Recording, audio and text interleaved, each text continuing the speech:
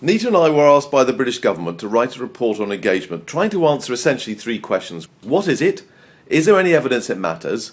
And if there's evidence it matters, what, as it turns out, were the four things that were present in organisations that really were managing to harness the full potential and capabilities of their people to create organisational success? Firstly, there's a strategic narrative, i.e. there is a story that people really understand about where the organisation's been, about where it is today, and where it aspires to go in the future.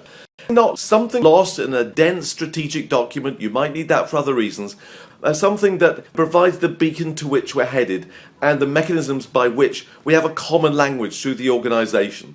And that thing we've all heard 1,000 times about Kennedy at NASA asking a man with a broom what his job was, and his answer was, "My job, Mr. President, sir, is to help put a man on the moon." That's what we're talking about here, is the strategic narrative of where we're trying to get to that inspires me, something I can relate my job to, something that brings purpose to all our activities.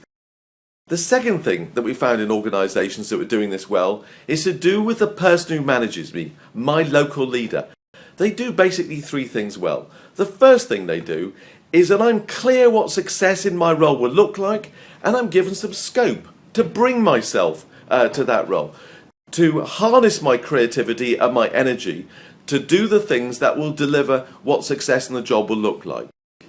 My boss also treats me not as some anonymous human resource or human capital. I feel clocked as an individual, as a human being, and feeling that, having that relationship, that bigger relationship, you get more of me, and that's manifested in a whole range of things. There may be practical things, there may be particular training I want, there may be particular things I'd like to be involved with.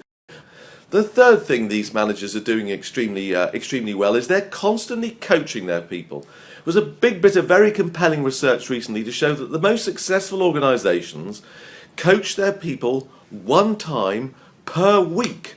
Now, not a great formal session, but when people are doing things well, it's acknowledged, it's reinforced, I feel good about it, I grow. And if I'm indulging in dysfunctional behaviours, these are also addressed. In a positive vein, but they are addressed and not walked past. The third thing that organisations that really engage their staff do well is that they listen. They listen, they allow people to talk across silos. There's a real sense of flow of ideas and energy and listening through the organisation. In any organisation, all the evidence is when something's going to go wrong, somebody always knows. And if you've got a really good listening voice and the people in your organisation really trust you, then they will tell you when something's about to go wrong. And that's a much cheaper way of guarding against reputational risk than lawyers or PR companies cleaning up after an event. So this really authentic sense of listening. And of course that does mean that you have to make sure that the workforce is informed. If you really see people as part of the solution and as it were, not part of the problem, then you really make them partners in the success of the organisation. And the fourth thing that we found was this sense of integrity. In other words, that organisations kept it real. So how they said they were, what their values were reflected in day-to-day behaviours, in how people acted, in what the culture of the organisation was. So in other words, people didn't pretend that, our people are our greatest asset, when actually everybody who works there knows that there's a culture of bullying and harassment or there's lots of grievances. Because if you have a gap between how you say you are and how you actually are, of course that creates huge mistrust, and you definitely don't get engaged employees in an organisation where there is mistrust.